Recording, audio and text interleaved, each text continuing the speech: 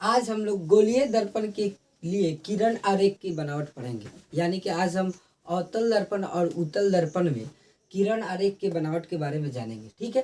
पहला जो होता है इसमें कि मुख्य अक्ष के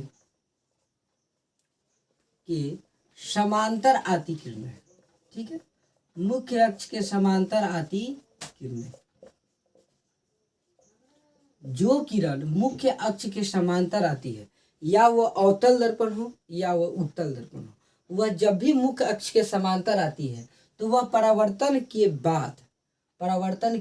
बाद फोकस से होकर गुजरती है। पहले इसको चित्र के द्वारा समझेंगे। देखिए, यह हो गया अवतल दर्पण, ठीक है, और यह हो गया हमारा उत्तल दर्पण। यह हो गया उत्तल दर्पण। अब देखिए दोनों दर्पण में पहले हम समझेंगे। देखो, मुख्य अक्ष के समांतर आती किरणें, तो यह हमारा क्या हो गया, मुख्य अक्ष। ठीक है। अब मुख्य अक्ष के कोई भी किरण, या वह गोलीय दर्पण के अवतल दर्पण हो या वह उत्तल दर्पण हो, अगर वह मुख्य अक्ष के समांतर आती है, यानी वह किसी भी दर्पण पर, गोलीय दर्पण के अवतल दर्पण या उत्तल दर्पण, तो मुख्य अक्ष के समांतर आती किरणें वह जो दर्पण है उससे रिफ्लेक्ट होती है। तो देखो यहाँ पर पड़ी मुख्य अक्ष के समांतर है, इसके समांतर है, ठीक है। लेकिन जैसे ही इससे यह रिफ्लेक्ट होती है तो रिफ्लेक्ट होने के बाद, यानी परावर्तन होने के बाद, यह फोकस से होके गुजरती है। कहाँ से होके गुजरती है? फोकस से होके गुजरती है। यानी कहने का मतलब, अगर अवतल दर्पण में कोई किरण मुख्य अक्ष के समांतर आएगी तो वह दर्पण से परावर्तन के बाद फोकस से होकर गुजरते हुए प्रतीत हो, फोकस से होकर गुजरेगी। ठीक है, यह अवतल दर्पण। लेकिन अगर यही देखा जाए, इसको हम मान लीजिए यहाँ पे, ठीक है, अब यह हो गया हमारा उत्तल दर्पण।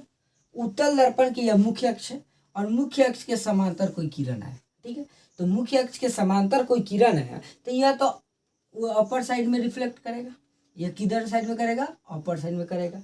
तो यहाँ पर देखो, यह जो किरण है यह ऊपर की तरफ चली जा रही है, तो हम इसको क्या करना है कि इसके जो किरण आगे की तरफ जा रही है, इसका हम पीछे वाला भाग बनाएंगे। और पीछे वाला भाग बना के देखेंगे काटती कहाँ है। तो पीछे वाला भाग जब भी इसका बनाएंगे तो यह मुख्य अक्ष के जब समांतर आती है तो इसका यह कहाँ से होकर गुजरती हुई प्रतीत होगी? फोकस से। यानी कि आप लोग क्या समझे कि अगर कोई किरण मुख्य अक्ष के समांतर आती है, यानी कि अगर कोई किरण मुख्य अक्ष के समांतर आती है तो वह परावर्तन के बाद फोकस से होकर गुजरती है। अवतल दर्पण में फोकस से होकर गुजरती है, अवतल दर्पण में फोकस से होकर गुजरती है, और उत्तल दर्पण में फोकस से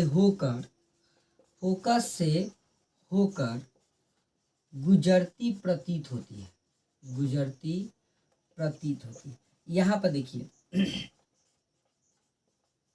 देखिए, मुख्य अक्ष के समांतर आती किरणें, गोलीय दर्पण के अगर कोई भी दर्पण हो, अवतल दर्पण या उत्तल दर्पण, अगर उसके जो प्रिंसिपल एक्सिस है यानी प्रधान अक्ष है या मुख्य अक्ष है, अगर इसके समांतर कोई किरण आएगा, अगर इसके समांतर कोई किरण आएगा तो यह जब इससे परावर्तन होगा तब परावर्तन के बाद किस बिंदु से होकर गुजरेगा? फोकस से होकर गुजरेगा। और यही उत्तल दर्पण है। उत्तल दर्पण में भी देखो, अगर यह मुख्य अक्ष है और मुख्य अक्ष के इस समांतर इसके क्या आ रहा है? किरण आ रहा है। ठीक है, तो किरण आने के बाद यह रिफ्लेक्टन किधर की तरफ होगा? ऊपर की तरफ जाएगा। लेकिन इसके पीछे वाला भाग बनाएंगे तो कहाँ को गुजरेगा? फोकस से होकर गुजरेगा। यानी कि अवतल दर्पण की अगर कोई किरण मुख्य अक्ष के समांतर आती है तो वह कहाँ से होकर गुजरती है? फोकस से होकर गुजरती है। ठीक है, आगे हम लोग देखेंगे मुख्य अक्ष के समांतर हो गया। आगे हम देखेंगे कि फोकस से